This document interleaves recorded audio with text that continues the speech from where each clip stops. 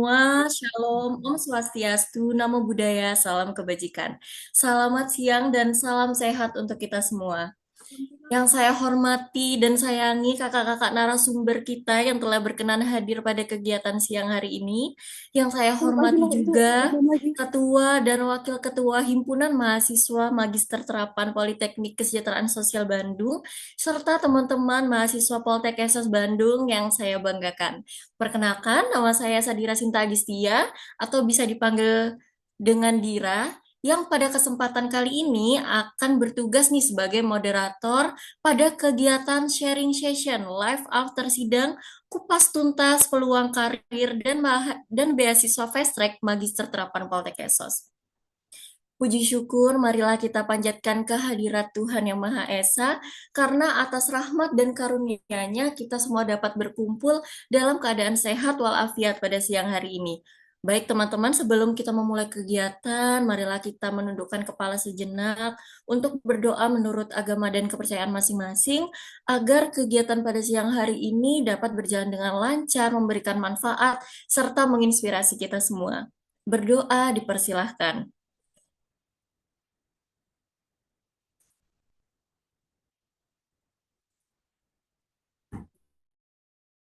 Berdoa selesai. Terima kasih.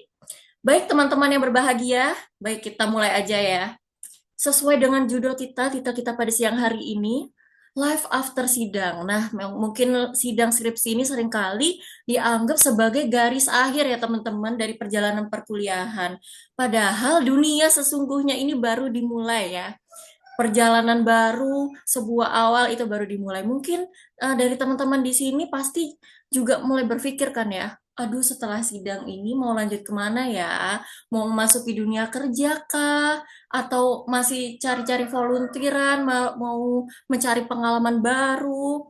Atau mau fokus healing dulu? Atau malah lanjut S2 aja ya?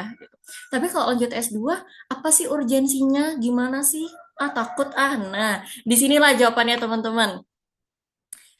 Nah, melalui kegiatan dari sharing session pada siang hari ini, kita akan mendengarkan langsung pengalaman dari para narasumber yang melewati berbagai proses tersebut. Nah, dari ada berbagai latar belakang, jadi izinkan saya untuk memperkenalkan para narasumber pada siang hari ini. Ada dari teman-teman Fast Track nih, dari angkatan 2025. Ada Kak Syahla Julia Hasbi dari Resos, ada Kak Tiara, ada Kak Pudi, ada Kak Hana. Nah, banyak lah pokoknya. Lalu ada juga narasumber kita dari Pak Hendar ataupun mahasiswa penyandang disabilitas yang izin belajar dari Kemensos. Ada juga yang kakak Tubel nih, kakak TB, kakak Nurullah Putra. Nah, nanti สวัสดีครับ berbagai background kehidupan di sini kita akan sharing pengalaman ya teman-teman.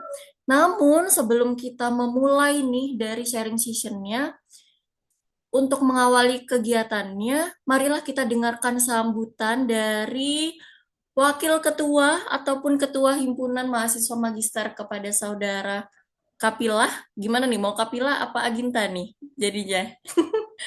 Waktu dan tempat, saya persilahkan.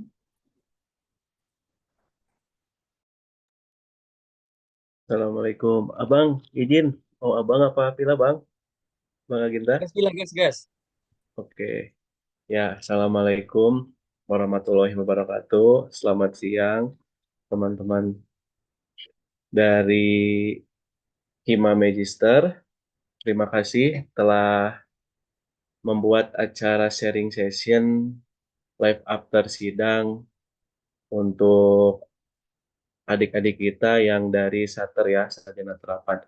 Terima kasih. Ini program yang bisa dibilang kayak buat candi ya, dalam jangka waktu cepat kita bisa membuat program ini. Ya, terima kasih juga kepada adik-adik yang dengan semangatnya dan juga keyakinannya untuk ingin lebih tahu melihat bagaimana magister khususnya di Politeknik Bandung ini ya. Jadi di sini saya mewakili abang saya, Aginta yang saat ini sedang melaksanakan tugas di Pulau NTT.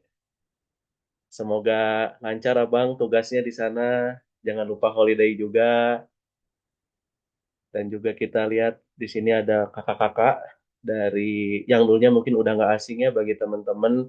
Ada yang dulunya jadi bimpoknya gitu dibimbing pada saat masih prama-prami, sekarang jumpa lagi gitu. Lalu yang dulunya di Hima mungkin, yang dulunya jadi Kahim, atau di sini juga ada mantan Wakahim juga dari Dayasos dan dari Resos, dan juga tentunya teman-teman dari Magister yang dulunya mahasiswa berprestasi di prodi-prodinya gitu. Terus ada juga Mas Nur sebagai tugas belajar di sini dengan praktik lapangannya yang begitu luas, begitu banyak di Dinsos Jawa Timur. Lalu ada Pak Hendar, mahasiswa izin belajar Poltek Esos Bandung atau Kemensos yang sekarang eh, menjadi mahasiswa magister dengan latar belakang eh, hukum ya Pak Hendar. Lalu banyak juga gitu di khususnya di angkatan kami yang latar belakangnya bukan dari kesejahteraan sosial, ada dari PDN dan lain sebagainya. Ada juga dari apa ilmu keagamaan ya kalau nggak salah gitu. Nah bagi mungkin bagi saya ini suatu hal yang bisa diambil nantinya buat adik-adik pengalaman-pengalaman atau sharingnya dan lebih seru lagi kalau misalkan adik-adik terus bertanya gitu hajar aja pertanyaan apa yang membuat adik-adik ragu atau misalkan yang membuat nanti adik-adik pengen lebih tahu menggali kupas tuntas, tanyakan saja. Mungkin nanti dari teman-teman akan sedia gitu membantu dan meyakinkan adik-adik untuk lanjut ke S2 Magister. S2 Magister tentunya bukanlah sebuah pilihan yang salah, karena di S2 kalian akan menjadi seorang yang lebih ahli di bidangnya, kalian lebih expert nantinya gitu, mengupas yang awalnya kalian di D4 sebagai pengguna teori, kalian nanti akan mengupas bagaimana teori itu bisa lahir, dan kalian akan berdebat bagaimana teori itu tidak bisa hidup sendiri, tapi hidup berdampingan dengan teori lainnya. Dan etikanya, tentang praktik pekerja sosial, dan macam-macam lainnya mungkin nanti bisa di-share sama teman-teman dari Fast Track. Mungkin sekian dari saya. Abang Aginta ada tambahan Abang Aginta? Oke, mungkin sekian dari saya teman-teman. Silahkan dilanjut Ibu Moderator. Terima kasih. Baik, terima kasih Saudara Kapila selaku Wakil Ketua Himpunan Magister Terapan 2025. Nah, teman-teman, oh iya, jadi bingung ya. Ini saya mau manggilnya teman-teman, adik-adik, atau Camaba Magister Terapan 2026 nih. Nah, oke, jadi tadi sudah ada sambutan. Selanjutnya saya jelaskan dulu ya. Selanjutnya adalah panel sharing session atau sesi talk show, yaitu kita ada tiga kajian di sini, fokusnya berbeda-beda dari tiga, ada izin izin belajar, tugas belajar, dan juga teman-teman fast track. Nah, untuk yang pertama akan kita serahkan kepada teman-teman fast track. Tadi sudah saya kenalkan juga profilnya. Nah, di sini ada Kak Pudi, Kak Hana, Kak Syahla, dan juga Kak Tiara. Nah, mungkin nanti teman-teman bisa disimak dulu ya. Nanti sesi Q&A-nya akan ada di belakang setelah sesi talk show selesai. Jadi siapkan dulu pertanyaannya sebanyak-banyaknya. Kita ada waktu 40 menit untuk teman-teman bertanya sepuas-puasnya. Jadi dipersilahkan teman-teman yang share screen. Dan waktu dan tempat saya persilahkan kepada Budi. Dipersilahkan.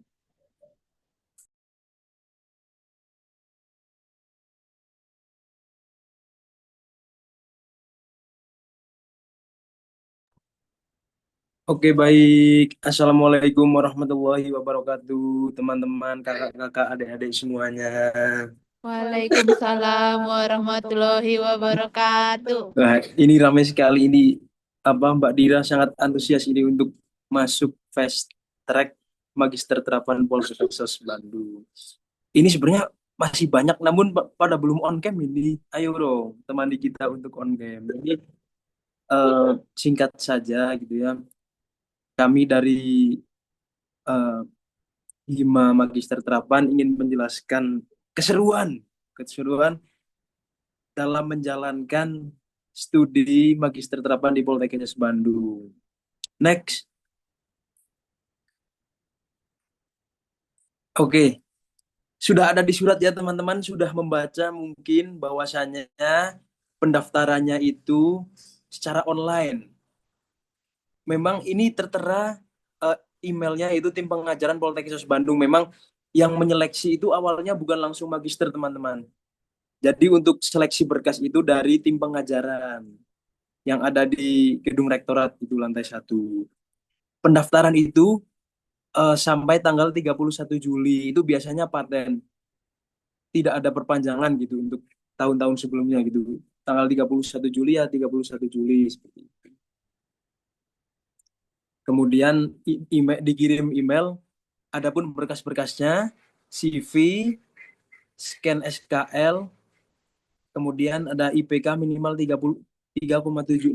Nah, sepertinya ini itu merupakan hal yang apa ya, saklek karena pernah diadvokasikan gitu ya sama IMA sebelumnya untuk mengurangi IPK karena eh, jadi kemarin yang diterima itu hanya 4 untuk beasiswanya, yang lain diterima cuman eh, membayar sendiri gitu, mandiri statusnya gitu. Kemudian sudah diadvokasikan untuk ayolah Bu turunkan standar IPK gitu. Tapi sepertinya tidak berhasil dan akhirnya saklek segitu 3,76. Kemudian ada transkrip nilai sementara, kemudian ada pembayaran sebesar 350.000 yang kemudian diseleksi oleh tim pengajaran. Nah, bagi yang apa lolos dari seleksi administrasi, selanjutnya wawancara. Nah, baru oleh tim magister dan wakil direktur. Saat itu jaraknya sekitar berapa ya? 2 mingguan gitu, teman-teman. Ini mungkin teman-teman sudah tidak asing lagi ya untuk persyaratan-persyaratannya seperti CV, SKL, IP, transkrip sementara gitu. Mungkin seperti itu untuk pemberkasannya. Kemarin tidak ada masalah yang berarti sih untuk seleksi administrasi ini gitu ya teman-teman. Kayak semuanya sepertinya lulus gitu untuk seleksi administrasi seperti itu. Oke, mungkin oke next aja.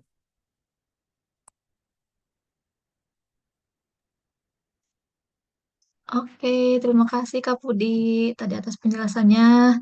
Saya izin melanjutkan ya teman-teman. Jadi setelah kita masuk ke tahap seleksi pemberkasan itu ada tes tertulis. Nah, yang dimana tes tertulis ini tuh dilakukan di saat tanggalnya ya hari H itu. Jadi nanti itu bakal ada tes tertulis dan juga dan juga wawancara ya.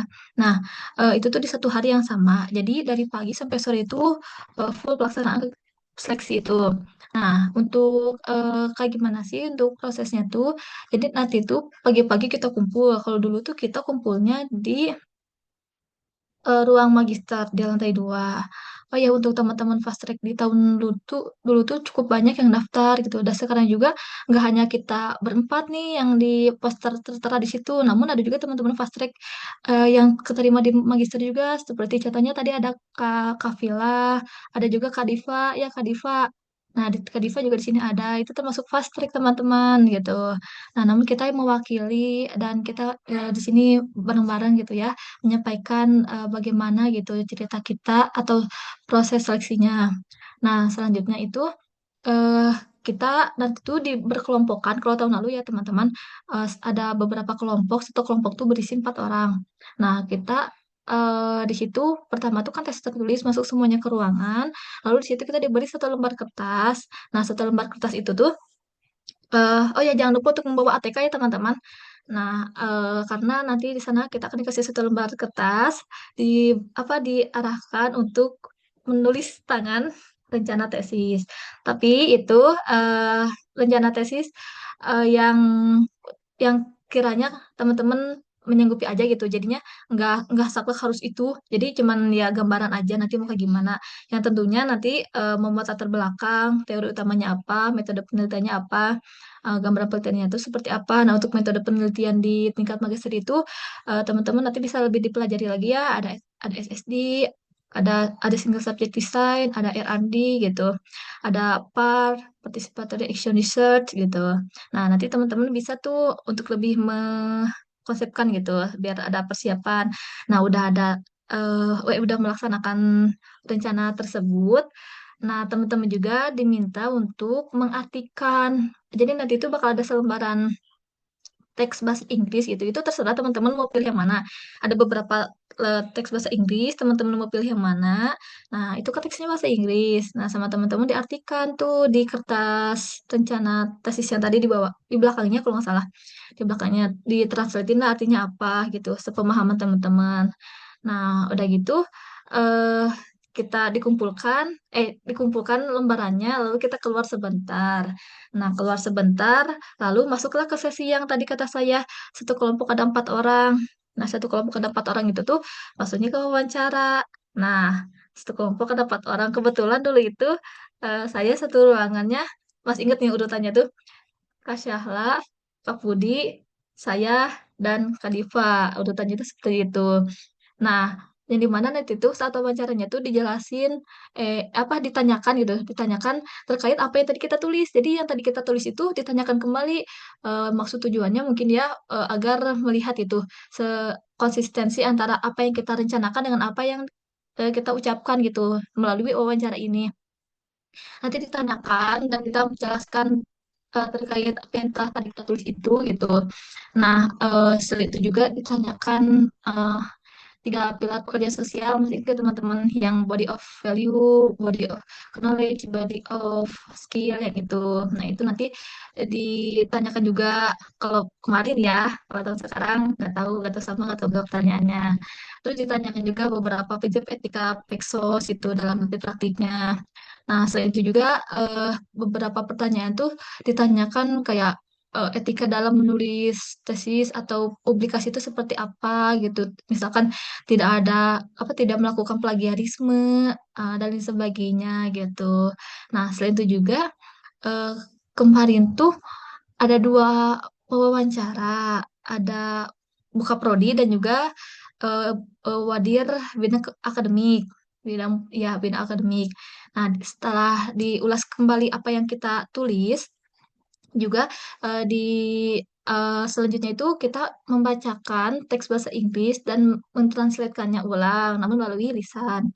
Nah, selanjutnya itu sudah usai, kita lanjut ke eh, komitmen dan juga problem solving gitu yang dimana diberikan beberapa pertanyaan untuk melihat keseriusan kita gitu. Terus ditanyakan motivasi masuk ke magister itu apa, lalu kalau misalkan nanti ada suatu halangan dan sebagainya itu bagaimana solusi dari kamu. Dan kebetulan kan kita kalau misalkan beasiswa itu IPK-nya kan minimal 3,76 dan itu tuh harus bertahan sampai lulus diusahakan. Nah, kalau di tengah-tengah IPK kita turun, itu harus dipersiapkan gitu. Bagaimana kalau misalkan di tengah-tengah IPK kalian turun dan bagaimana kalian mempertanggungjawabkannya gitu. Nah, seperti itu. Dan alhamdulillah mungkin ya untuk sejauh ini dari kakak-kakak yang fast track itu IPK-nya aman dan saya teman-teman dosen-dosen di magister itu pada baik dan juga nantilah akan dijelaskan mungkin ya oleh Pak Hendar selaku yang nanti akan menjelaskan bagaimana dosen di magister ini gitu. Nah, selanjutnya itu udah melakukan eh, apa sesi wawancara terkait komitmen dan problem solving. Selanjutnya udah selesai di situ kita keluar masuk ke kelompok selanjutnya. Nah, terus aja gitu sampai kelompoknya habis dan sorenya itu langsung diberi pengumuman. Nah, dan alhamdulillah tahun lalu tuh semuanya dinyatakan lulus untuk melanjut ke magister, namun ada yang kategori beasiswa, ada yang mandiri seperti itu. Kurang lebih untuk tes tulis dan juga wawancaranya. Selanjutnya akan dijelaskan oleh Kak Syahla. Dipersilahkan. Oke, terdengar dengan jelas gak suaranya? Oh iya, udah jelas belum? Oke, Jelas, jelas. Oke, terima kasih Budi. Lalu ada Hana. Nah, tadi kan sudah dijelaskan terkait apa aja sih yang harus dipersiapkan kalau memang mau masuk magister menggunakan jalur fast track. Lalu juga tadi sudah dijelaskan terkait persiapan dan apa ya tadi terkait wawancaranya seperti itu. Nah, di sini aku bakal apa ya sharing terkait perbedaan pengalaman kuliah. Meskipun aku baru semester 2 mau semester 3, tapi sedikit demi sedikit udah apa ya udah merasakan sih perbedaan gitu antara belajar di waktu sarjana terapan dan sekarang di magister terapan seperti itu. Nah, memang sebelum masuk ke tips mempertahankan IPK, aku memang mau sedikit cerita dulu seperti itu. Nah, yang pertama ada dari lama studi. Teman-teman pasti pada tahu gitu ya kalau misalkan sarjana terapan itu kan kita belajarnya selama 4 tahun ataupun 8 semester gitu. Kalau di S2 itu tentunya teman-teman yang sudah teman-teman ketahui kalau di S2 itu 2 tahun gitu ya. Walaupun memang waktunya lebih singkat tapi jangan salah justru ritme belajarnya itu lebih cepat karena materinya itu dipadatkan. Nah gitu. Nah, lalu yang kedua perkuliahan dan mata kuliah. Jadi memang kalau semisalkan yang aku ingat ya, kalau di sarjana terapan itu kita belajar itu kalau nggak salah sampai semester 5 atau semester 6 gitu ya, belajar di kelas tuh. Nah, jadi itu setelah itu kan langsung fokus ke praktikum dan tugas akhir gitu ya. Nah, kalau semisalkan nanti kita di S2, kita belajar itu di kelas itu cuma sampai semester 2 aja. Jadi semester-semester berikutnya itu lebih banyak nanti praktikum. Praktikumnya sama kayak teman-teman ada 3 kali praktikum, lalu nantinya penelitian dan penyelesaian tesis. Jadi memang rasanya benar-benar begitu cepat seperti itu. Nah, lalu ada praktikum. Kalau praktikum sebenarnya di sarjana terapan dan di magister terapan itu sama-sama ada 3 kali gitu, sama-sama ada ukom juga, sidangnya sama-sama sebanyak itu juga gitu. Cuman kalau semisalkan di sarjana terapan itu bedanya kalau praktikum kan kita sesuai dengan praktikum 1 kita mikro, 2 meso, 3 makro. Kalau misalkan di praktikum di S2 itu nantinya kita akan sesuai dengan profil ataupun okupasi yang kita ambil seperti itu.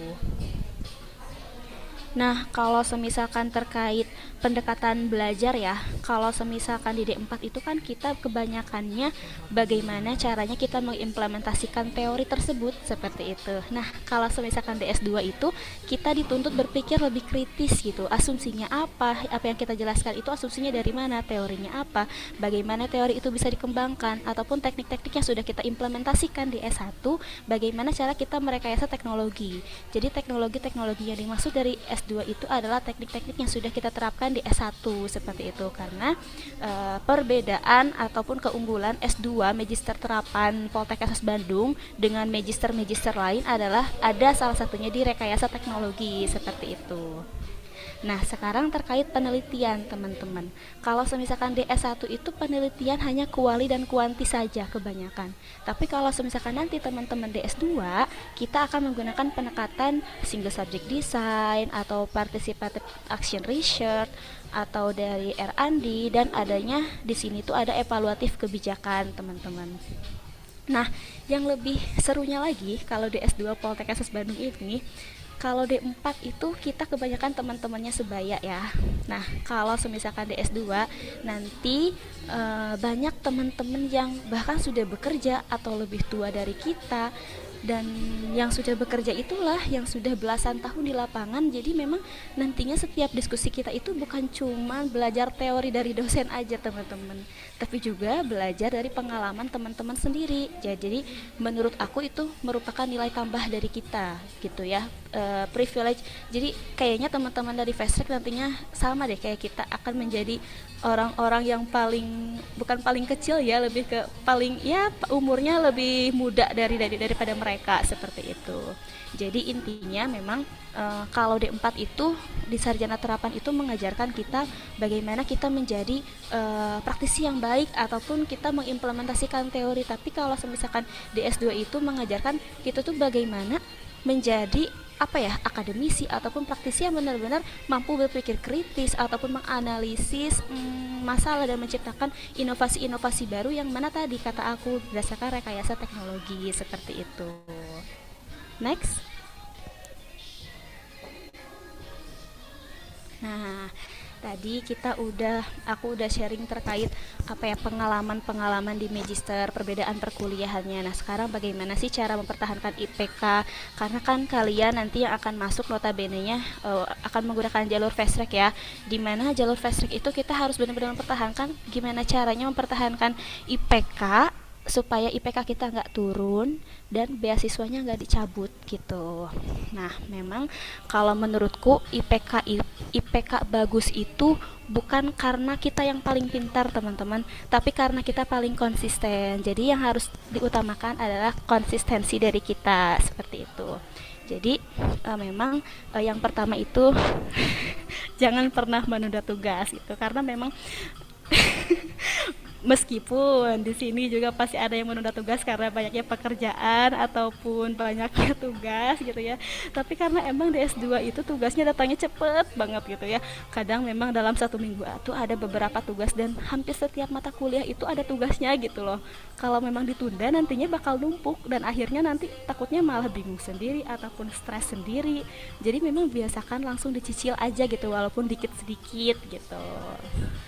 Nah, biasakan baca jurnal. Tapi ini yang penting sih kalau baca jurnal itu, meskipun membosankan, tapi kalau misalkan dibiasain lama-lama kita bakal cepat memahami si materi karena memang di S2 itu mainannya jurnal gitu. Nah, yang ketiga memang aktif saat diskusi di kelas kayak gitu. Jadi memang sebenarnya harus aktif diskusi di kelas itu emang gak harus jadi orang yang paling banyak ngomong kok, gak harus, tapi minimal ikut menyampaikan pendapat dan bertanya gitu loh. Jadi memang karena semakin sering diskusi semakin banyak juga yang kita pelajari. Jadi kalau misalkan mau aktif itu enggak setiap saat kita harus ngomong juga, enggak gitu, tapi minimal ikut aktif, ikut partisipasi gitu loh. Nah, ini yang keempat, memang jangan malu bertanya. Jadi di S2 itu mungkin sama sih kayak di sarjana terapan gitu ya. Gak ada pertanyaan yang dianggap bodoh kayak gitu. Justru kalau kita bertanya berarti kita ingin belajar kayak gitu. Jadi jangan terlalu takut kalau memang belum paham kayak gitu.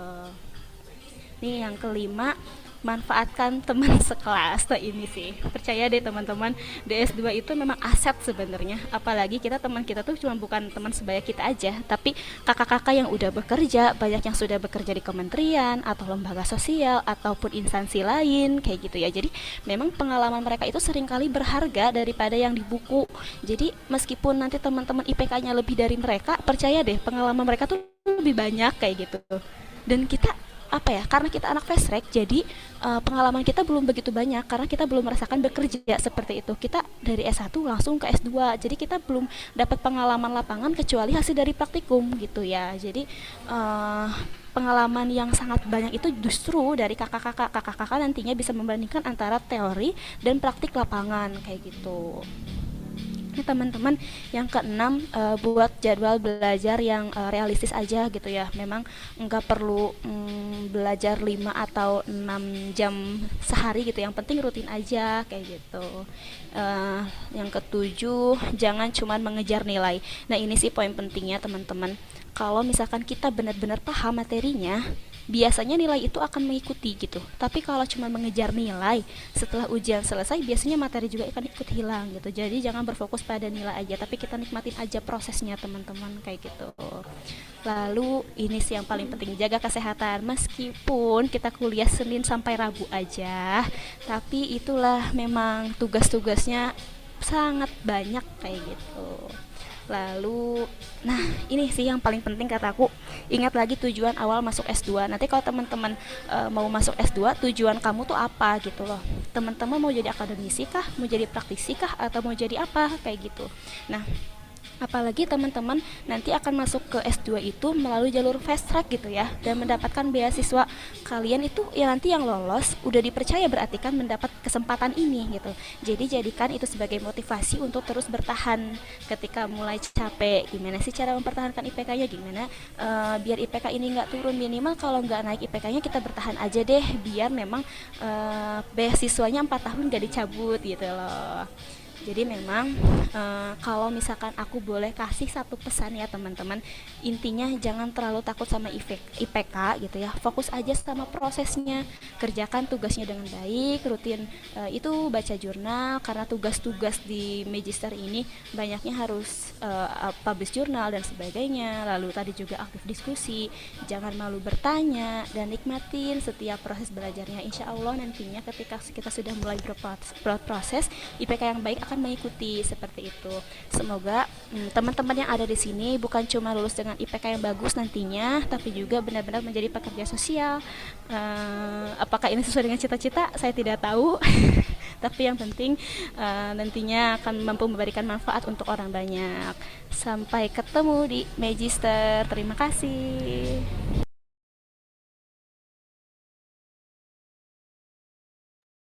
Wah, terima kasih banget Kak Syahla. Tersentil deh egoku deh gitu, Kak. Jujur, tersentil banget egonya karena tips-tips dari Kak Syahla ini, teman-teman kayaknya gampang dilakuin, tapi ketika diterap, kayaknya tuh gampang dipikirin gitu, tapi ketika diimplementasikan, beratnya bukan main. Baik, sekarang lanjut. Tadi udah dikasih tip nih sama Kak Syahla. Nah, sekarang kita lanjut. Apa aja sih teman-teman mata kuliah di Magister Terapan? Nih, kalau kalian lihat di layar ya teman-teman. Dikit kan? Coba di Sarjana Terapan kayak gimana? Banyak banget. Bahkan matkulnya namanya sama sampai susah bedain ini matkul yang mana ya namanya kok sama-sama semua ya gitu. Nah, tadi udah di-spill juga sama Kak Syala bahwa matkulnya itu sudah dipadatkan. Dan kita kuliah juga cuman Senin, Selasa, Rabu gitu. Nah, walaupun dikit, tapi ini kecil-kecil cabai rawit, teman-teman. Ya, kalau di sarjana mungkin 2 sampai 3 SKS aja. Nah, kalau di Magister ini satu matkulnya bisa 3 sampai 4 SKS, teman-teman. Jadi full. Jam 7.30 masuk, nanti zuhur baru keluar. Atau jam 1 masuk, nanti menjelang maghrib baru keluar. Seperti itu, teman-teman. Tapi nggak apa-apa. Tadi juga udah di-spill bahwasanya dosen-dosen di Magister tuh asik. Jadi ketika kita belajar tuh sama sekali nggak ini, sama sekali nggak kerasa waktunya gitu. Oke lanjut teman-teman. Di semester 1 ada matkul apa aja ya? Nah, teman-teman bisa diketahui bersama. Yang pertama teori praktik pekerjaan sosial. Sangat diuntungkan bagi teman-teman yang dari fast track. Karena apa? Teman-teman itu sudah mempelajari terlebih dahulu. Tapi kalau di sarjana terapan itu mungkin lebih ke ada teori A, teori B, teori C, implementasinya seperti apa. Tapi kalau di magister terapan ini tadi Kak Sheila udah spill. Gimana sih kita melacikan teori-teorinya itu tersebut. Teori yang kita ketahui mikro ada apa aja, meso ada apa aja, makro ada apa aja seperti itu. Semisalkan ada teori behavioral teori. Behavioral teori itu dimasukin ke laci mana sih? Ke laci mikro kah? Ke laci meso kah? Ke laci makro kah? Penerapannya seperti apa? Implementasinya seperti apa? Atau bahkan kita juga mengkritisi teori, kurangnya teori ini di mana gitu. Kemudian untuk yang kedua itu ada rekayasa teknologi pekerjaan sosial. Inilah satu-satunya matkul yang tidak ditemukan di sarjana terapan, teman-teman. Jadi, apa rekayasa teknologi pekerjaan sosial? Nah, ketika kita melakukan penerapan atau mengkaji sesuatu mengenai pekerjaan sosial, entah itu dari metodologinya, dari toolsnya, dari alatnya, dari kegiatannya. Nah, itu kita lakukan rekayasa. Kita kaji dulu apa sih masalahnya, apa sih kebutuhannya, kurangnya di mana, baru rekayasa itu artinya berarti kita memodifikasi, bisa kita menambahkan, atau justru kita mengurangi, atau kita melakukan benchmarking atau kita ini apa sih disempurnakan harusnya seperti apa sih seperti itu teman-teman. Jadi rekayasa teknologi pekerjaan sosial ini merupakan core-nya dari mata kuliah di Magister Terapan. Seperti itu. Nah, kemudian untuk yang ketiga ada etika pekerjaan sosial. Untuk etika pekerjaan sosial yang mungkin teman-teman sudah tahu, namun di Magister Terapan ini lebih ditekankan pada dilema etik. Jadi, teman-teman sudah nyemplung nih sebagai seorang pekerja sosial. Kemudian, ketika ketika tingkatannya lebih tinggi gitu, nah dilemanya juga akan semakin tinggi gitu, teman-teman. Jadi, etika sama aja etika pekerjaan sosial yang Indonesia, yang internasional gitu. Juga dilema etik. Untuk supervisi pekerjaan sosial, nah ini perbedaannya. Kalau semisalkan di sarjana terapan itu kan kita sebagai seseorang yang disupervisi. Sebagai pekerja sosial yang disupervisi oleh seorang supervisor. Untuk di magister terapan, nah itu kitalah yang menjadi seorang supervisor. Jadi materi-materi yang disampaikan juga bukan materi ini loh. Kalau kita melakukan kesalahan kita harus mengadu ke supervisor. Bukan seperti itu. Justru kita bagaimana bertingkah layaknya seorang supervisor. Bagaimana memecahkan masalah dari seorang supervisi dan lain sebagainya. Nah, yang kelima, ada dinamika perilaku manusia dalam lingkungan sosial, HBSE ya, teman-teman sudah ketahui bersama. HBSE yang sudah dipelajari di sarjana terapan dan lebih dikomprehensifkan lagi di magister terapan. Sama aja kok teman-teman, cuman kita lebih teoritis, kita juga lebih terbuka lagi. Kalau di sarjana nih gue yang paling bener. Kalau di magister nggak ada ilmu yang benar, nggak ada ilmu yang salah.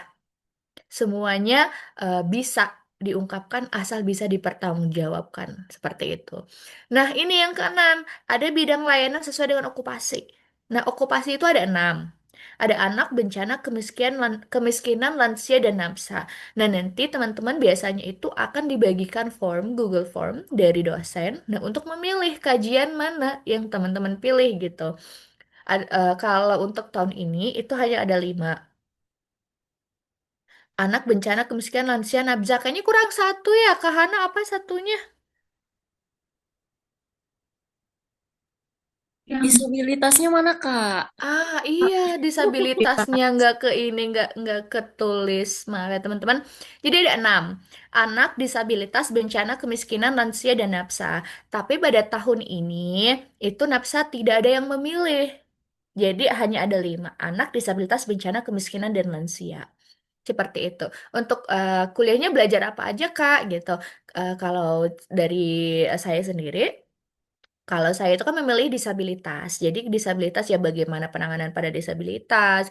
Disabilitas itu pada dasarnya seperti apa, terus mengacu pada regulasi yang mana dan lain sebagainya. Nah, untuk yang semester 2 teman-teman beranjak, itu yang pertama ada analisis kebijakan sosial. Nah, teman-teman investor juga mungkin beberapa sudah mengetahui mengenai analisis kebijakan sosial. Namun, dari keempat ini, outputnya itu sama, rekayasa teknologi pekerjaan sosial. Jadi, di AKS atau analisis kebijakan sosial ya nantinya ada rekayasa teknologi kebijakan sosial juga. Ketika ditemui ada regulasi mengenai hak penyandang disabilitas untuk memperoleh pekerjaan, misalkan. Nah, itu kita kaji bersama dengan significant others yang memang berkecimpung di dunia disabilitas dan mungkin perusahaan-perusahaan juga yang terkait gitu. Jadi kita melakukan diskusi bersama, merumuskan masalahnya di mana. Kenapa sih kok bisa Undang-Undang Nomor 8 Pasal sekian ini kok bisa tidak sesuai? Kok bisa tidak berjalan dengan baik? Ini alasannya apa? Kemudian setelah diketahui bersama, baru merumuskan kebijakan yang baru yang sudah disempurnakan. Seperti itu, teman-teman.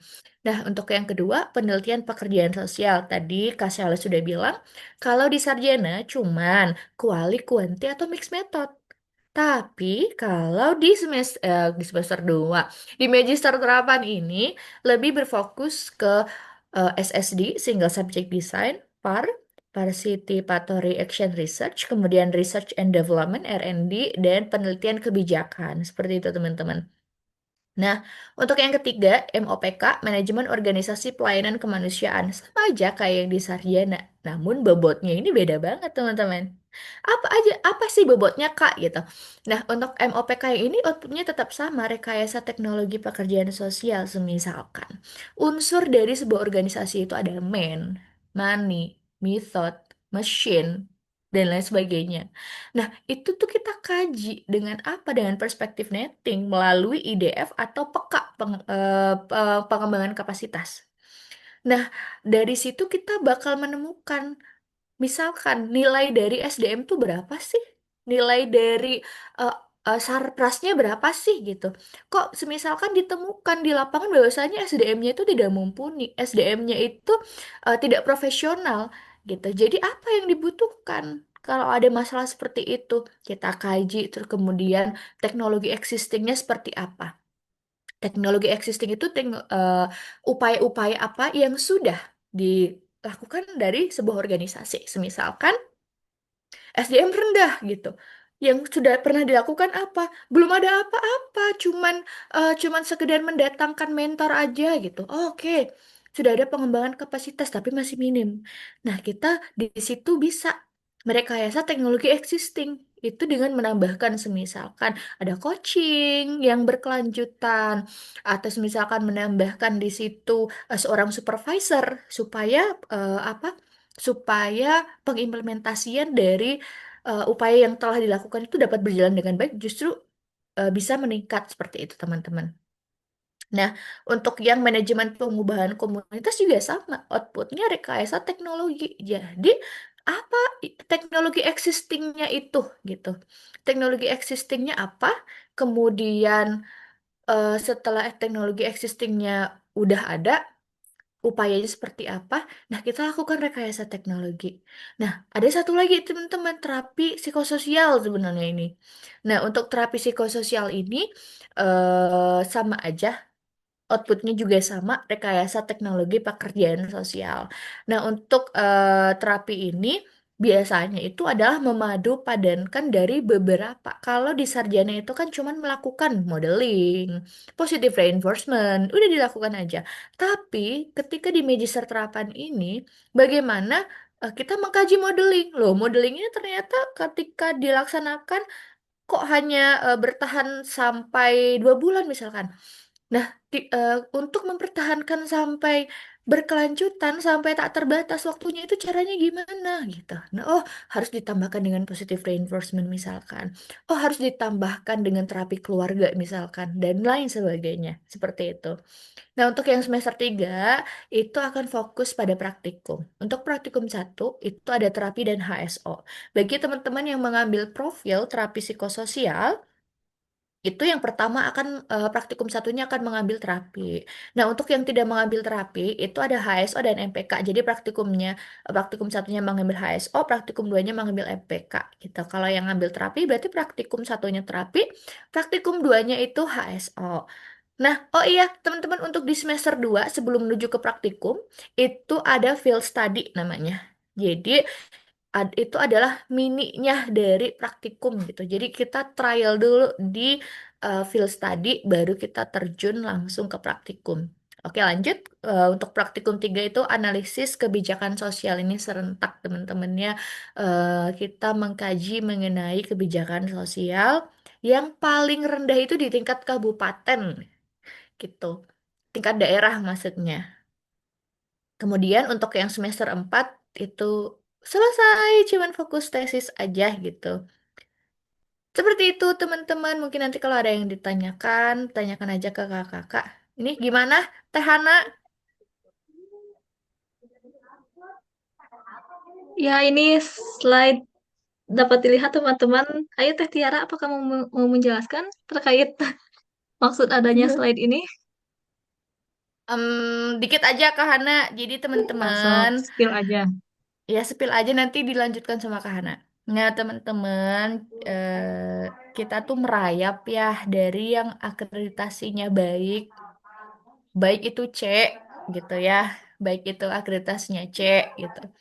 Kita berusaha bersama, kita merayap pelan-pelan sampai kita itu mendapatkan akreditasi unggul untuk magister terapan. Jadi ini merupakan perjuangan yang sangat-sangat luar biasa, perjuangan berdarah-darahnya magister terapan dari akreditasi baik menuju akreditasi unggul seperti itu teman-teman. Jadi selamat ya kepada Camaba nih, Camaba Magister Terapan, karena akreditasi unggul ini merupakan syarat menjadi dosen gitu. Jadi bakal dilirik gitu teman-teman. Kalau semisalkan akreditasinya unggul, udah apa nggak mikir dua kali lagi. Oh ini bagus nih, berarti apa universitasnya gitu. Jadi ditinjaunya tuh nggak harus ditinjau berulang-ulang gitu karena memang syaratnya itu adalah akreditasi unggul seperti itu. Mungkin bisa ditambahkan ke Hana. Nah, cukup jelas tadi sama Kak Tiara atas Izin penjelasannya. Mungkin menambahkan, iya, dipersilakan Budi. ya selain apa istilahnya kita tuh dapat golden golden ticket gitu ya, akreditasi unggul ini.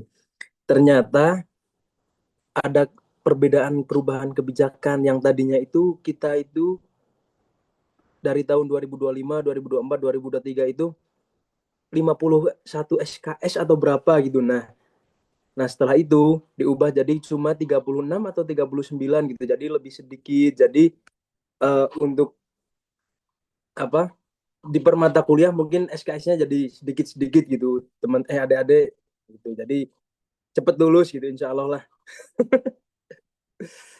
Amin. Ya betul. Mungkin nanti itu menjadi hal yang unggul juga ya di angkatan nanti karena berbeda dengan kita itunya jumlah SKS-nya gitu. Selanjutnya apa ini teh?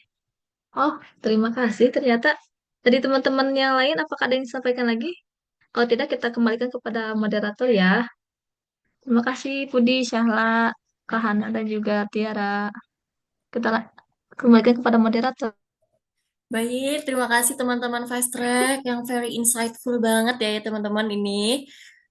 Dari apa?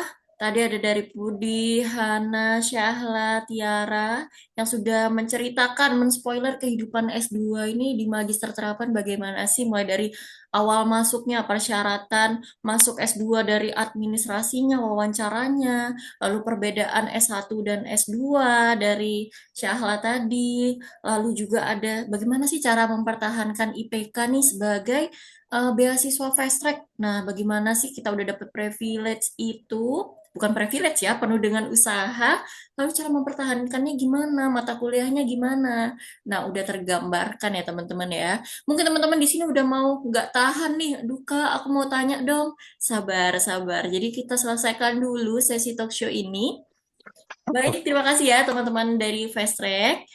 Lalu kita move ke narasumber selanjutnya. Ada Pak Hendar nih. Pak Hendar, kumaha damang Pak Hendar? Assalamualaikum, Alhamdulillah sehat. Apakah suara saya Waalaikumsalam. bisa dimonitor? Wah, terdengar Bapak. Nah, teman-teman, mungkin perkenalan sedikit ya Bapak. Pak Hendar ini merupakan di kelas MT25 ini yang paling sepuh, teman-teman. Tapi nggak kelihatan ya sepuhnya. Semangatnya masih sangat luar biasa sekali Pak Hendar ini. Nah, Berkat mungkin teman-teman. mungkin dari Pak Hendar nanti bisa memberikan perspektifnya ya dari Pak Hendar, bagaimana sih teman-teman di magister, dosen-dosennya seperti apa, lalu dari segi inklusivitasnya ini seberapa besar sih, mungkin begitu ya Pak Hendar ya. Saya dari Ya, waktu dan tempat saya persilahkan. baik. Terima kasih teman-teman. Assalamualaikum warahmatullahi wabarakatuh. Selamat siang Waalaikumsalam. dan salam sejahtera buat kita semua. Om Swastiastu, salam kebajikan rahayu.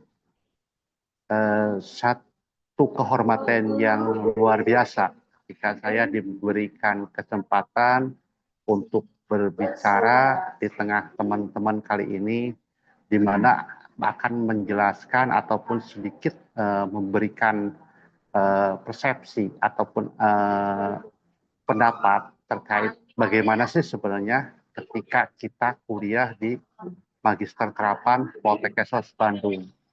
Nah, di sini tadi sudah begitu gamblang dijelaskan oleh teman narasumber terdahulu. Ada Tiara, kemudian ada Sahla, ada Hana, dan ada beberapa teman lagi terkait dengan kegiatan dan aktivitas seputar Magister Terapan di lingkungan Politeknik Kesejahteraan Sosial Bandung. Ini emang real dan nyata itu apa adanya. Terkait dengan hari ini, saya diminta bagaimana sebenarnya kondisi di kelas dan bagaimana dosen-dosen itu memberikan materi ketika di konteks perkuliahan. Seperti halnya disampaikan terdahulu bahwa kampus Politeknik Kesejahteraan Sosial ini adalah salah satu kampus yang sudah dinyatakan nominasi unggul ya, sehingga teman-teman tidak lagi perlu khawatir ataupun ragu mengenai eksistensi kampus kita ini. Yang namanya unggul ya, artinya kan kalau misalnya secara nomor itu nomor one-nya plus lagi kan seperti itu. Terus juga ada satu kebijakan dari pihak pemerintah itu bahwa semua kampus di Indonesia itu harus inklusi. Inklusi di sini berarti kan bukan sekedar isu, tapi adalah konstruksi berpikir dari pemangku kebijakan pemerintah kita bahwa seluruh kampus di Indonesia itu harus inklusi. Nah, inklusi di sini mungkin teman-teman calon-calon maba Magister 2 akan bertanya seperti apa sih kampus inklusi itu. Dan apa sih definisi inklusi itu nanti kita akan diskusikan. Tapi yang pasti bahwa kampus Poltekkes ini proses inklusi itu sedang namanya sedang diupayakan menjadi benar-benar menjadi satu kampus yang inklusi. Di mana kalau teman-teman D4 ini sudah tahu bahwa di situ udah ada RAM untuk teman-teman tunanetra, kemudian jalan yang landai buat teman-teman tunadaksa, dan kebetulan kalau di kampus kita khususnya di program magister itu materi-materi yang diberikan oleh dosen itu benar-benar bisa diikuti dan bisa kita peroleh tidak hanya sekedar di kelas tapi di luar kelas, seperti halnya pada saat tadi dijelaskan ada 7 materi yang disampaikan oleh teman-teman. Semuanya itu bisa diambil melalui PDF ataupun slide-slide yang lain, dan bisa kita bagi teman-teman tunanetra itu bisa dibaca di HP ataupun laptopnya masing-masing. Nah, terkait dengan hal tersebut, ketika teman-teman berbicara bagaimana caranya kita belajar di S2, di Magister Terapan, khususnya bagi teman-teman disabilitas, saya pikir insya Allah teman-teman bisa mengikuti. Terus bagaimana mekanisme dosen memberi pelajaran, insya Allah dalam konteks belajar mengajar, kita tidak hanya berposisi sebagai dosen dan mahasiswa, tapi kita juga bisa memposisikan diri sebagai keluarga besar. Jadi tidak ada yang namanya tidak bisa. Ketika kita sedikit kesulitan terkait materi-materi yang di slide di depan papan tulis, nah itu teman-teman yang kebetulan ada di samping kita itu secara otomatis akan memberikan penjelasan terkait apa yang ditulis di depan papan tulis tadi. Seperti itu mungkin sebagai satu prolog dari saya. Yang pasti bahwa kuliah di Magister Terapan ini merupakan satu proses yang insya Allah bisa teman-teman ikuti dan insya Allah sangat menyenangkan. Jadi kita tidak hanya berbicara tentang pelajaran, tapi bagaimana caranya merancang mekanisme hidup ke depan setelah kita lulus di Poltekkes.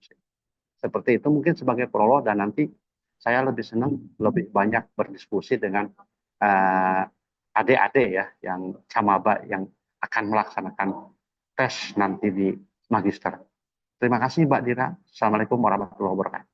Waalaikumsalam warahmatullahi wabarakatuh. Terima kasih banyak Pak Hendar atas testimoninya ya teman-teman. Tadi sudah sharing bagaimana Pak Hendar, apalagi Pak Hendar ini bukan dari background KS atau Peksos ya Pak Hendar ya.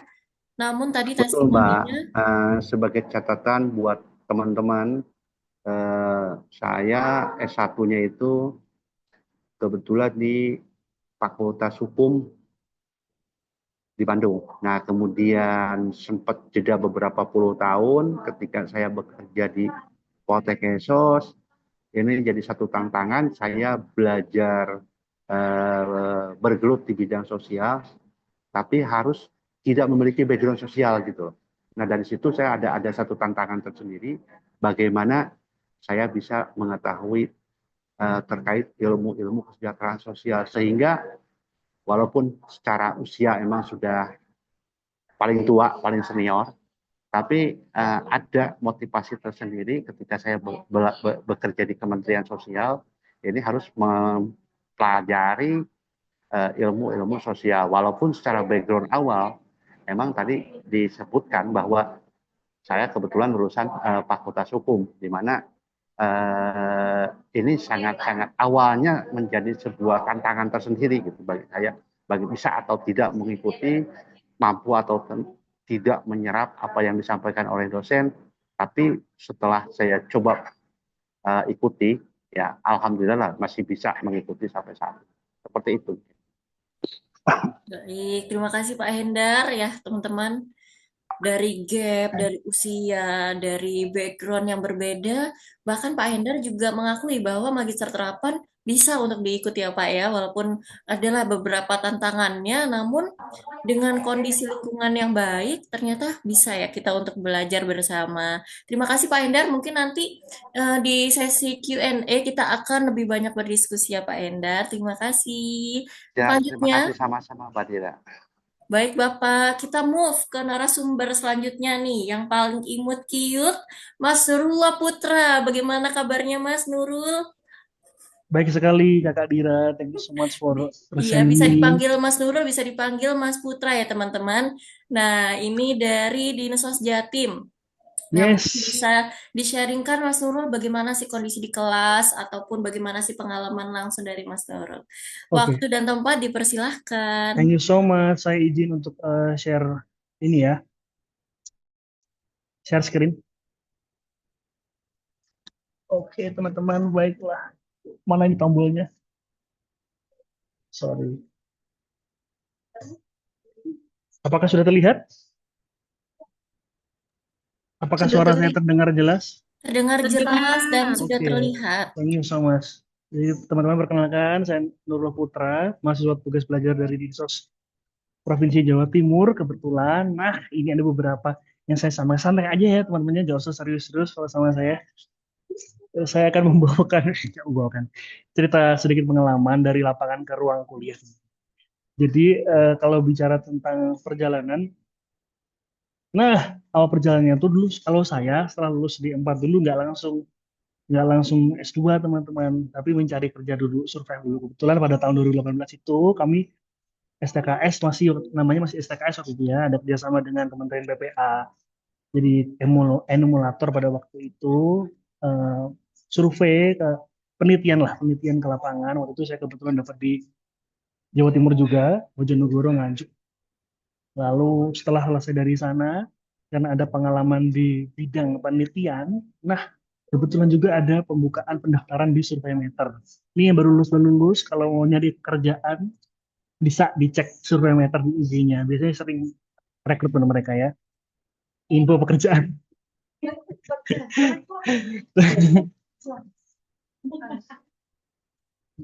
Kali aja. Nah, setelah itu teman-teman sempat survei juga, saya itu nyari lamar beberapa pekerjaan di beberapa tempat, bahkan sempat bekerja di non Peksos juga, sampai akhirnya tahun 2019 itu saya kerja di Dinas DKI Jakarta 3,5 tahun. Habis itu saya dapat kesempatan untuk daftar CPNS tahun 2022 dan alhamdulillah diterima di Jawa Timur, ditempatkan di daerah saya di Kediri.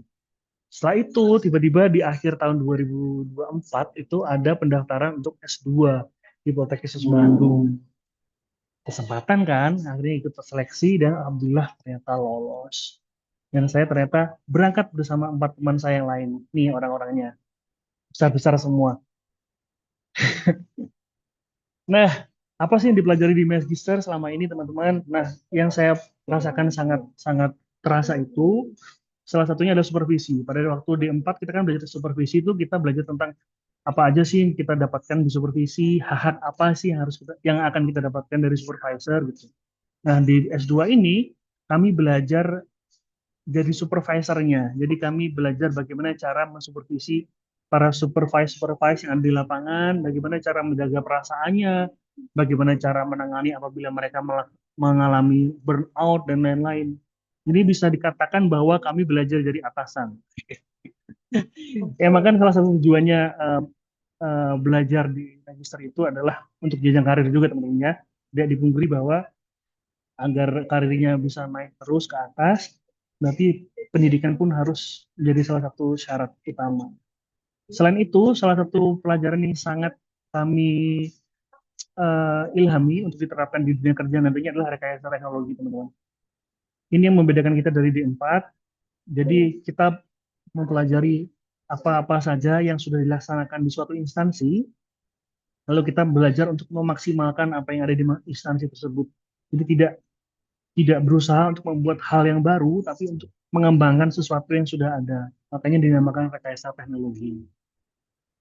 Nah, kesimpulannya, kalau ditanya, worth it nggak sih S2 ini? Pengalaman kerja dulu atau kuliah dulu?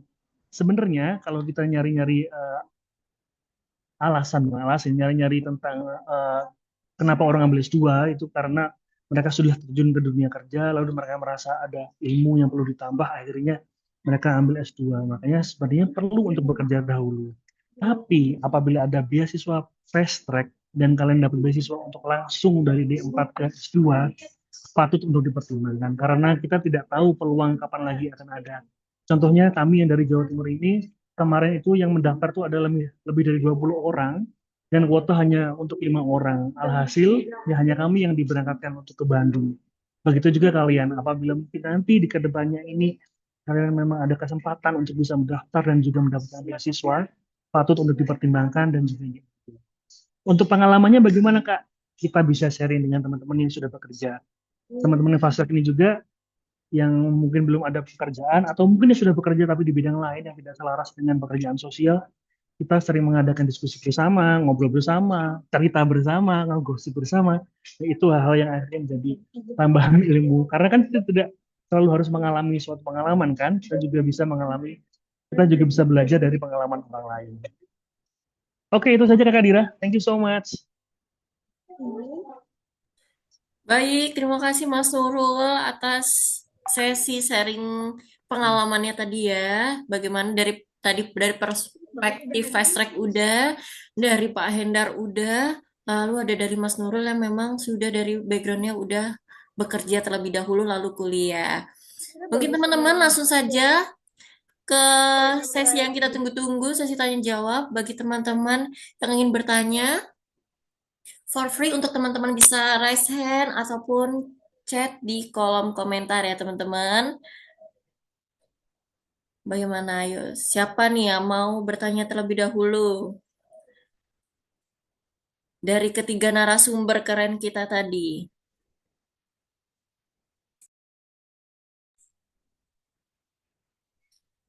Bagaimana teman-teman? Boleh juga ya untuk diketik, dipersilahkan. Atau langsung unmute juga boleh.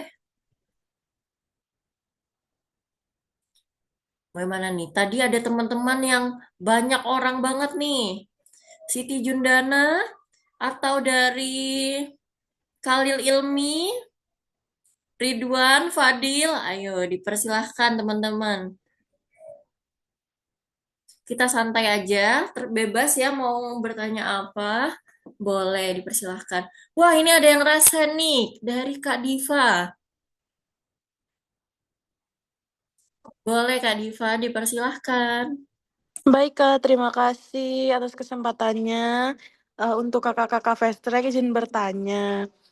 Untuk pengumuman dari jangka setelah wawancara itu berapa lama ya Kak? Atau eh, hari setelah kita wawancara itu, di hari itu juga langsung pengumuman dan langsung kita masuk magister atau ada jeda 1 minggu dulu Kak? Cukup segitu Kak, terima kasih. Baik, terima kasih dari Diva ya tadi ya pertanyaannya. Bagaimana teman-teman Fasrek sudah dipahami ya pertanyaannya? Mungkin bisa dijawab dulu langsung sambil menunggu teman-teman yang lain.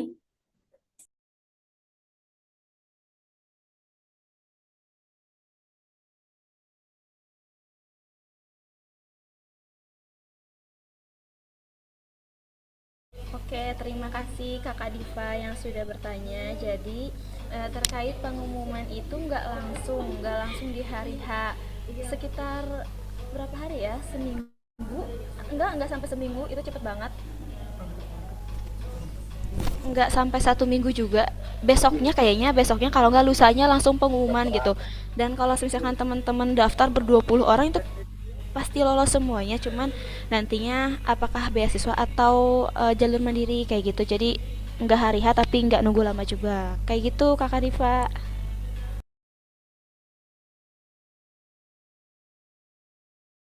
Baik, itu tadi jawaban dari Kak Syahla. Bagaimana Diva? Sudah terjawab belum? Terima kasih Kak, sudah terjawab. Mungkin saya izin bertanya satu kali lagi Kak. Apabila nantinya saya tidak keterima jalur beasiswa fast track, jalur mandiri, lalu di semester 2 apakah saya bisa mendapatkan beasiswa ya Kak? Apabila IPK saya di semester 1 itu mencukupi 3,76. Makasih.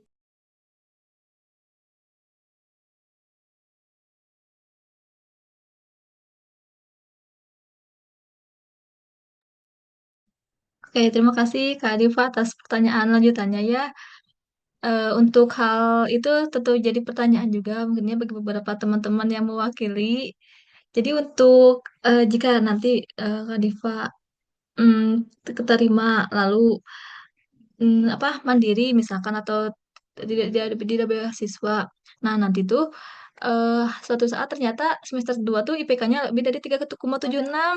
Nah, itu tetap bayar mandiri Kak Diva. Karena kalau untuk beasiswa FASTEC itu tuh ya dari awal sampai diusahakan sampai lulus dan bertahan kayak tadi disampaikan oleh Kak Syahla dan Kak Tiara gitu. Jadi untuk Ya, jadi untuk jika suatu saat IPK-nya di atas 3,76 di setengah-tengah semester itu masih mandiri. Apakah betul Kak Syahla atau Kak Pudi, Kak Tiara bisa menambahkan? Betul. Nah, itu tadi ya jawaban dari Kak Hana dan Kak Syahla. Bagaimana Diva? Sudah terjawabkah? Sudah Kakak Hana dan Kakak Sahla, love. Terima kasih. Pertanyaannya menarik ya. Oke, di kolom chat udah ada yang bertanya juga nih dari Fadil. Izin bertanya, Kak, sekarang dalam posisi sedang bekerja, dan apakah memungkinkan jika tetap ikut S2, di mana dalam pekerjaan juga diminta untuk WFO selama 4 hari dalam seminggu? Terima kasih, kakak-kakak. Nah, ini kalau kondisinya seperti ini, gimana sih kakak-kakak fast track? Nah, mungkin dari Kak Tiara, Kak Pudi, bisa dijawab? Bisa langsung dijawab?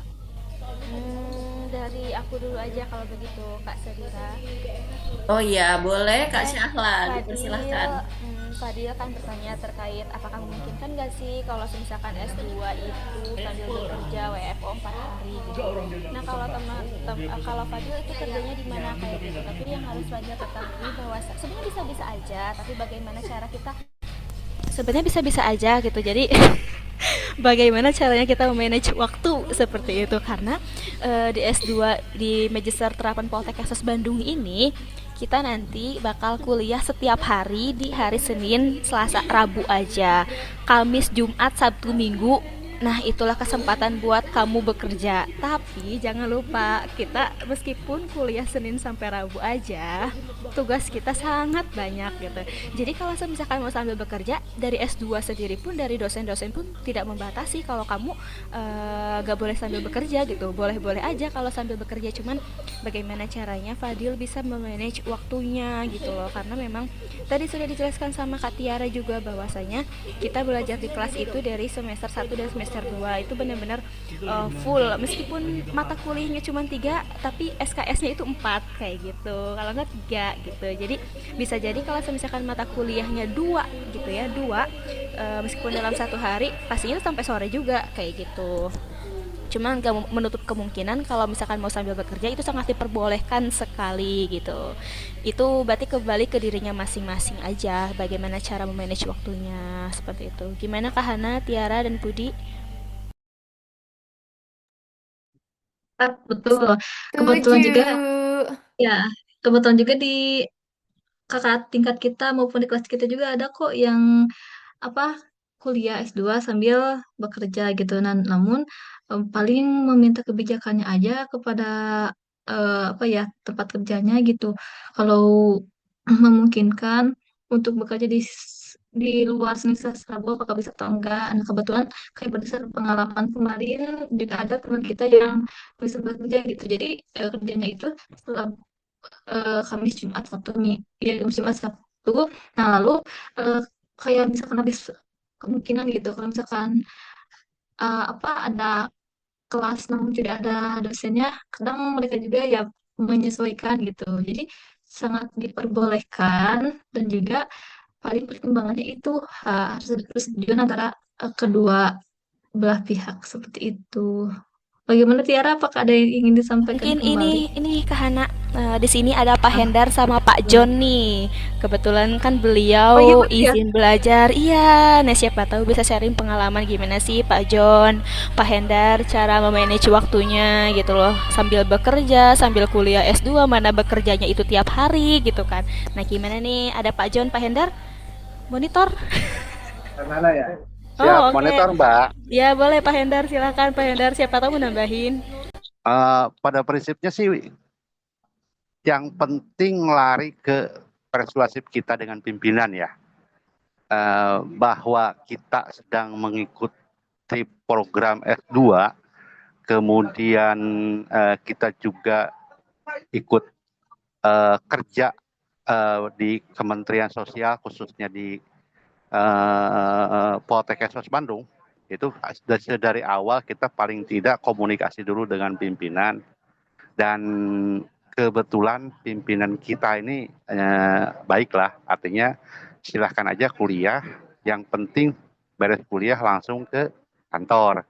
Dan kebetulan juga kantor sama kampus kita itu kan sangat-sangat berdekatan ya, sehingga sangat-sangat memudahkan kita untuk menjangkau ketika ada pekerjaan pasca kuliah ya kita ke kantor. Kemudian ketika kita nggak ada kuliah ya otomatis kita masuk ke ruang pekerjaan, yang mana tidak terlalu sulit untuk memanage waktu, tapi emang harus juga pandai memanage waktu. Jangan sampai dua-duanya terbengkalai, kuliah terbengkalai, kemudian pekerjaan terbengkalai. Yaitu solusinya yang paling awal itu bagaimana kita melakukan komunikasi dan konsultasi dengan pimpinan itu sendiri gitu. Seperti itu mungkin kalau dari saya. Dan hal yang pernah saya lakukan ketika awal masuk magister, eh, selanjutnya kita bagaimana menyikapi di dunia pekerjaan. Terima kasih Mbak. Baik, terima kasih Pak Hendar. Tadi Syahla menyenggol Pak John ya. Pak John, bagaimana? Apakah ada yang mau ditambahkan nih? Memungkinkan nggak sih S2 sambil bekerja? Pak John, bagaimana? Atau mungkin karena itu tadi ya sudah ada gambaran, jadi eh, bisa bisa saja dosen tidak mempermasalahkan, namun kembali lagi ke diri sendiri. Lalu jarak dari pekerjaan ke S2-nya sejauh apa? Nah, itu mungkin bisa dipertimbangkan lagi. Tapi kalau ditanyakan kepada kita ya pasti bisa, karena kuliah kita cuma 3 hari kok, seperti itu. Bagaimana Fadil? Dari Fadil sendiri apakah ada feedback? Fadil, mungkin nanti kalau ada feedback atau tambahan bisa ditulis di kolom komentar lagi ya, Fadil. Selanjutnya nih, move ya, kita ke pertanyaan selanjutnya nih, ada dari Ridwan. Kak, untuk batas cuti ketika sedang melanjutkan S2, berapa lama ya Kak? Apabila ada terkendala di pertengahan jalan, bagaimana? Nah, itu dari Ridwan. Oh iya, terima kasih Teh dan Akang-akang. Oh iya, Fadil, sama-sama ya Fadil. Selanjutnya nih, udah pertanyaan dari Ridwan. Siapa dulu yang mau menjawab? Dipersilahkan. Izin Kak Dira mau jawab Oke, pertanyaan Kak Tiara. Ridwan. Iya, maaf ini apalagi hektik dikit jadi kameranya ditutup ya. Tapi Ridwan, kalau S1 itu kan maksimal 14 semester. Jadi ketika lebih dari 14 semester itu kan drop out. Sama halnya kayak di Magister Terapan. Kita itu kalau di semester 1 itu 14, kalau di Magister itu maksimal ada di 10 semester gitu. Jadi ketika lebih dari cutinya itu kok lama, kan tetap kehitung semester itu kan. Jadi ketika cuti itu tetap terhitung semester. Jadi ketika misalkan sudah menempuh 2 semester, terus cuti 2 semester, berarti itu kan dianggap 4 semester. Jadi masih ada kesempatan lagi untuk melanjutkan S2 sampai di maksimal 10 semester. Seperti itu Ridwan. Jadi kalau misalkan mau cuti itu biasanya idealnya cuti itu hanya 1 semester. Idealnya untuk break sejenak mungkin karena ada kendala atau mungkin ada sesuatu yang harus difikirkan atau ada hal lain yang menjadi pertimbangan kenapa harus cuti seperti itu. Nah, kayaknya kayak gitu aja sih Kak Dira, soalnya kalau S1 itu kan 14 semester ya maksimalnya, habis itu DO. Kalau di sarjana magister juga 10 semester gitu. Baik, terima kasih Kak Tiara atas penjelasannya tentang masalah percutian ini. Selanjutnya, bagaimana dari teman-teman yang lain? Apakah ada yang mau menambahkan? Mungkin dari Hana atau siapa?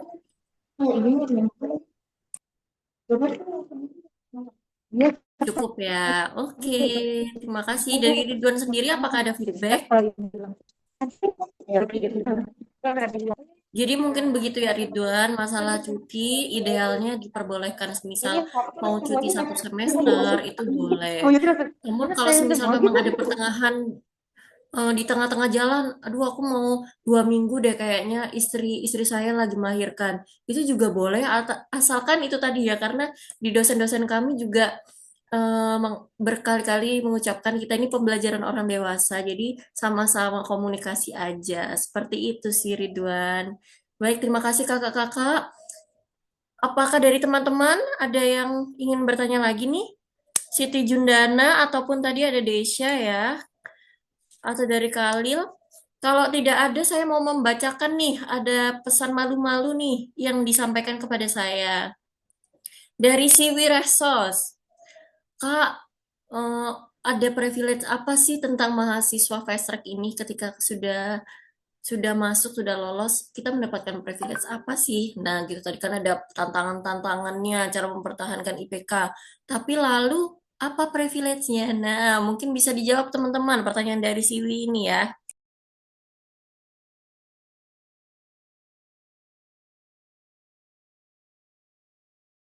Kalau untuk privilege intinya kita nggak bayar apa?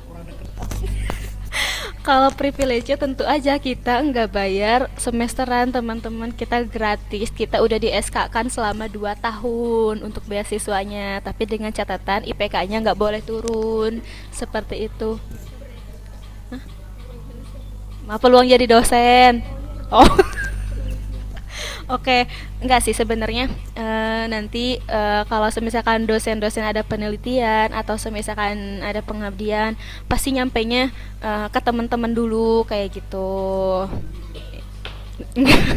Ya kayak gitu. Semisalkan terus privilege-nya apalagi? Oh tadi tentang beasiswa ya. Artinya teman-teman pertahanin IPK aja. Tapi kalau nggak salah dosen-dosen juga harus tahu sih kalau misalkan teman-teman itu anak fast track gitu loh.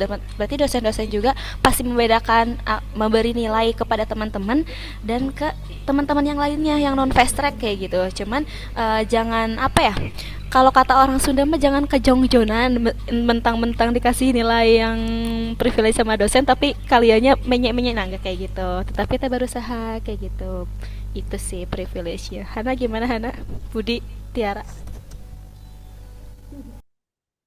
Betul, untuk privilege utamanya itu kita tidak bayar ya. Dan mungkin privilege lainnya dari saya itu kita lebih, kan kita tuh baru aja lulus gitu ya, masih fresh gitu. Jadinya kayak udah nggak asing gitu ketika nanti di magister itu mendengar beberapa penjelasan ataupun istilah-istilah tuh ya beberapa mungkin istilah baru, namun selebihnya tuh kita sudah kenal gitu. Dan for your info juga teman-teman, eh nanti tuh kan di kelas tuh ada yang kesos, ada yang non kesos. Nah, yang non kesos itu tuh disebutnya unfullen. Nah, nanti itu mereka akan diberi jam khusus pembelajaran tentang kesejahteraan sosial gitu atau tentang pekerjaan sosial. Nah, sedangkan kita yang fast track atau yang lulus langsung lanjut itu pasti lebih paham gitu dan apa ya sudah ada bekal, udah ada bakal 4 tahun nih gitu selama di sarjana dan dilanjutkan ke sini privilege mungkin itu dan selebihnya tadi yang telah disampaikan sama Kak Syahla dan privilege-nya juga ini kita sebagai adik-adik fast track akan selalu diemung oleh kakak-kakak di kelas karena kakak-kakak di kelasnya itu pada baik hati dan juga apa ya sangat apa ya sangat mengayomi sekali gitu kepada adik-adiknya itu yang akan kami dapatkan gitu yang akan kalian dapatkan kalau lanjut S2. Nah, ini contohnya di sini ada kakak-kakak ada Mas Nurullah, ada Kak Mega, Bang Teja, Pak John, kakak-kakak lainnya ada Pak Suhendar, sangat banyak ya teman-teman, itu privilege banget buat kita. Ada lagi tambahannya? Persilahkan. Baik, itu tadi ya pertanyaan dari Siwi yang sudah dipaparkan juga secara jelas oleh Kak Syahla dan Kak Hananida Hanifa ini. Tadi mulai dari privilege, oh berarti free ya biaya UKT dari semester awal hingga akhir, lalu juga ada privilege-privilege dari akademik karena dosen-dosennya udah ada kategori sendiri nih fast track berarti harus di treatnya kayak gini. Cuma memang apa ya, jangan asal ada privilege kita juga ya udah yang penting hadir aja. Nah, itu harus ada sisi-sisinya ya menyesuaikan diri juga gitu teman-teman. Ada privilege, ada juga usahanya untuk sebanding lah dengan privilege yang diberikan. Mungkin itu ya. Lalu apakah ada pertanyaan lagi nih dari teman-teman? Dipersilahkan jika ada pertanyaan. Oh iya, teman-teman bisa sambil mengisi kehadiran ya di kolom komentar.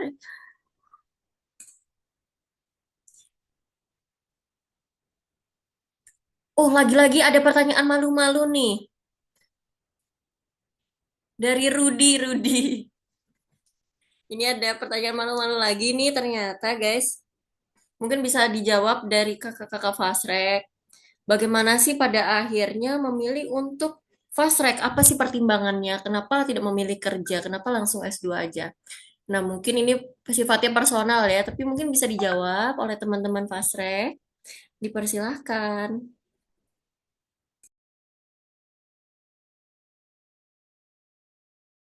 Oke. Dikarenakan ini kakak-kakak pasrek pada menghilang. Ini pada kemana? Ini kakak-kakak pasrek. Oh ada. Tuh kata kalau kata Kak Hana terbukti sayangnya kakak-kakak pada kami pasrek mau jadi dosen Pexos at the same time katanya.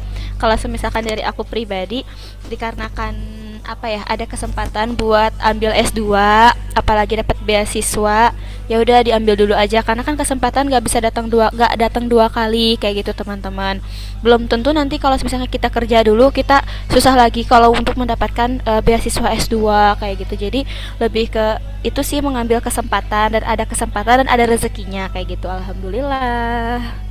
Kalau dari Tiara pengen jadi akademisi katanya. Hana gimana Hana mau jadi apa? Iya. mewakili mungkin ya Kasiana juga tadi yang disampaikan ingin jadi akademisi juga bisa ataupun jadi adalah nanti ya. Cukup didoakan saja teman-teman. Kalau dari saya pribadi mungkin ingin izin menyampaikan alasan melanjutkan itu karena dari saya pribadi itu senang banget belajar. Saya suka banget kalau misalkan kayak mendapatkan ilmu baru.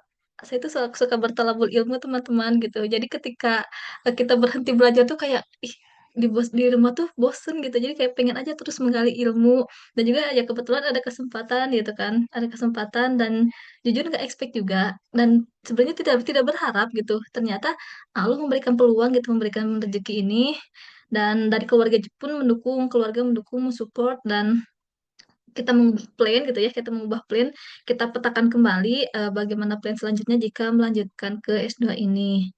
Intinya karena ada kesempatan dan emang dari diri pribadi ingin melanjutkan ke S2 seperti itu teman-teman.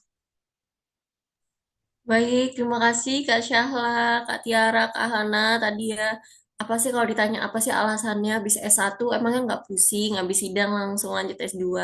Kembali lagi ada dari pribadi yang emang cita-citanya dari awal mau jadi dosen atau peksos. Jadi harus menggali ilmu terlebih lagi nih kayak Tiara tadi, peksos at the same time, jadi dosen dan peksos. Jadi mau nggak mau ya harus S2, emang udah impiannya. Ada juga yang emang niat tolabul ilmi, mau tambah lagi mencari ilmunya. Dan juga belum tahu nih mau kemana dan ada kesempatan ambil ah. Nah, itu ya mungkin tadi beberapa alasan mengambil S2. Baik, kita masih ada waktu untuk sesi tanya jawab. Bagaimana, teman-teman? Apakah masih ada pertanyaan lagi? Hayo, hayo. Boleh kok apa aja bisa ditanyakan ya, guys ya. Kita santai di sini. Atau bisa kita akhiri aja nih kalau begitu. Hmm, bagaimana ini? Atau kita tunggu waktu, kita kasih waktu 5 menit aja lah ya. Gimana, teman-teman? Apakah masih ada yang bertanya lagi?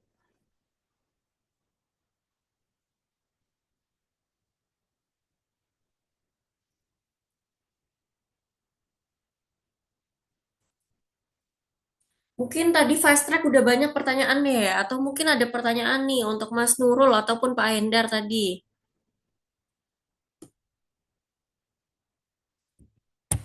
Hmm, pertanyaan kepada Mas Nurul, Pak Hendar, dipersilahkan teman-teman.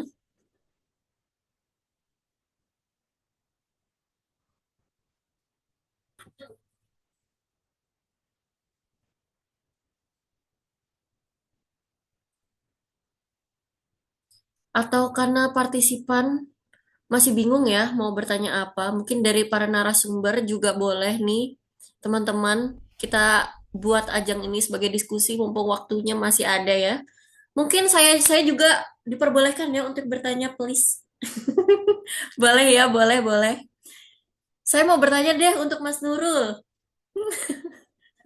Menurut Mas Nurul nih, apa sih manfaat yang paling terasa setelah menempuh S2 ataupun magister ini, khususnya terhadap pengembangan karir?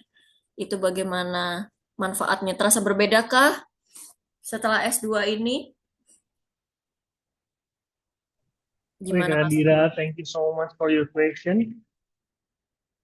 Manfaatnya apa ya? Salah satu manfaat yang paling terasa dari saya pribadi adalah eh, tentang supervisi tadi. Kenapa saya highlight materi tentang supervisi?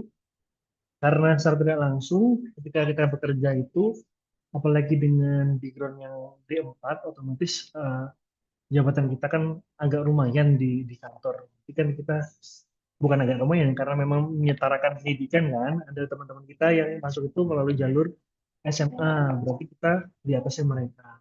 Nah, kadang tuh kita bingung cara memperlakukan mereka bagaimana. Mereka sering mengalami burnout, sering mengalami masalah A, B, C gitu. Nah, ternyata di ilmu supervisi itu ada semua dan kita diajari bagaimana menjadi seorang supervisor yang baik dan benar. Jadi kalau kita menghadapi rekan kerja, bukan rekan kerja sih, tim kerja yang mengalami burnout, mengalami masalah yang tidak ada hentinya, itu tuh ternyata ada loh cara memperlakukannya, ternyata ada loh cara men-treatmentnya. Itu sih yang paling saya rasakan. Kalau yang satunya lagi tentang rekayasa teknologi, dulu pas waktu kita awal-awal di register tuh, kami itu yang sudah bekerja menerapkan hal yang mirip kayak waktu D4 dulu. Jadi mencari masalah, menangani masalah.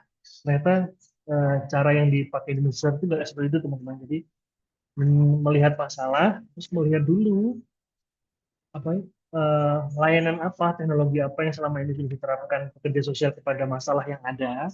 Nanti situ kita menerapkan pengembangan atau rekayasa teknologi dari layanan dan juga teknologi yang sudah ada. Jadi itu sih yang dirasakan banget Kak Alira.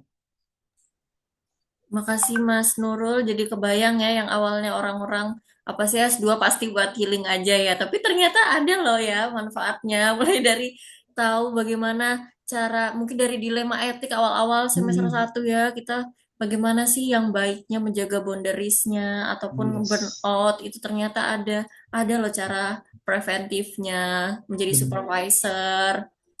Wah, menarik ya Mas ya, ini benar-benar Yes, bermanfaat banget nih materi-materi sangat yang ada di bermanfaat. magister serapan. Dari yang lain, teman-teman, bagaimana? Apakah ada pertanyaan juga yang diajukan kepada masing-masing? Boleh banget. Atau ada pertanyaan untuk Pak Suhendar, dipersilahkan juga ya, teman-teman.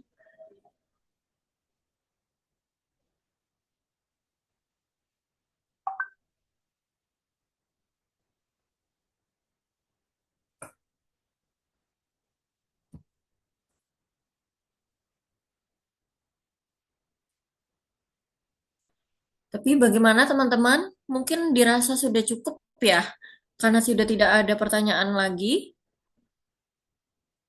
Siap sudah Kak Dira. Sudah ya? Baik, terima kasih banyak karena tidak ada pertanyaan lagi. Maka kita telah sampai di penghujung acara kegiatan sharing session live after sidang. Saya mengucapkan terima kasih yang sebesar-besarnya kepada seluruh narasumber atas ilmu, pengalaman, dan juga motivasi yang telah dibagikan kepada semua peserta pada siang hari ini. Terima kasih pula kepada seluruh peserta, teman-teman dari mahasiswa sarjana pekerjaan sosial ataupun dari Poltek Yesos yang telah mengikuti kegiatan ini yang penuh antusias. Semoga apa yang kita diskusikan pada hari ini dapat menjadi bekal bagi teman-teman dalam menentukan nih langkah terbaik setelah menyelesaikan sidang skripsi. Saya Sadira Sinta Agistia selaku moderator memohon maaf apabila terdapat kekurangan selama memandu jalannya diskusi. Akhir kata, wassalamualaikum warahmatullahi wabarakatuh. Waalaikumsalam Waalaikumsalam warahmatullahi Selamat warahmatullahi siang teman-teman, wabarakatuh. mungkin Terima kasih Thank you Terima kasih semuanya. teman-teman. See you di Magister Poltek Yesus Bandung. Tepuk wow. tepuk Hati-hati puas. kena sindrom tepuk wow kalau di Magister. Teman-teman on cam dulu yuk, kita berfoto yuk untuk akhir sesi ini. Maaf saya dulu lah, Juju, ayo on cam Biar Juju. ada Situ Jundana, kenang-kenangannya. Juju.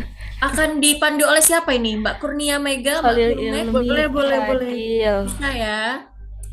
Oke. Cuma nyisa Juju sama Fadil. Khalil Oke, Ilmi. kita bergaya dulu. Gimana gayanya? 1, 2, 3. Oke. Sudah. Wait. Satu kali lagi ya. Oke, benar. Ada berapa slide sih? Ayo on cam dulu dong, Ada 10 slide, teman-teman. On Kak. cam dong semuanya. Wow, ada 100 orang di sini.